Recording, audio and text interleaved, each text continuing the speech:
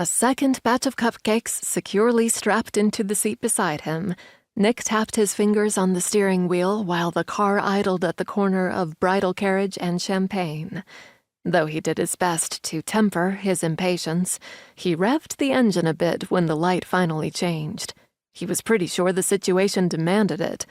After all, it wasn't every day he had to dash across town to get his assistant out of a jam, or lost an entire order in a freakish accident. And he'd never, ever mowed down a bride before. He ran a hand through his hair. That little error in judgment had both thrown him off schedule and dinged his pocket. Once the shock had worn off, and he'd assured himself the bride was unharmed, he'd come face to face with the fact that the reason he'd been going out the front door in the first place now lay smashed to smithereens on the sidewalk. He'd had no choice but to cobble together 12 replacements by borrowing from the batch he'd meant for tomorrow's daily special. As a result, he was running woefully behind making the Halpertine delivery, and he'd have a dozen fewer cupcakes to sell in the morning. All thanks to a bride who hadn't been watching where she was going.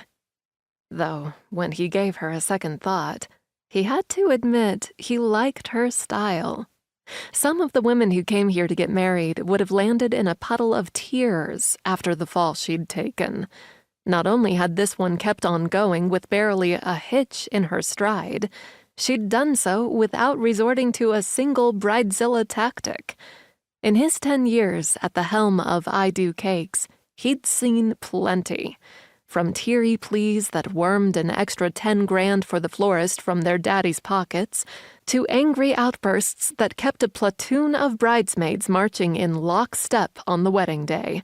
Some brides wore a sense of entitlement like a cloak around their shoulders. Not this one.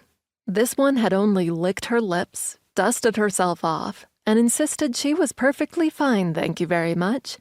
She was a feisty thing. He'd give her that. Chuckling to himself, he turned onto Champaign Avenue. His laughter died the moment he spotted Jimmy anxiously pacing the sidewalk outside a stately 2-story home. The tension that had dissipated on the short drive from the bakery settled once more across Nick's shoulders. He braked sharply at the curb. "Everything all right? The party hasn't broken up, has it?" "Yes, no, boss. Everything'll be fine as soon as I get the cupcakes inside. You did bring them, didn't you?" Nick hit the button releasing the locks on the car doors. "Right beside me." Jimmy grabbed the box. He peered through the cellophane window. "Hey, these aren't the ones I made." His face fell. "Did I do something wrong?"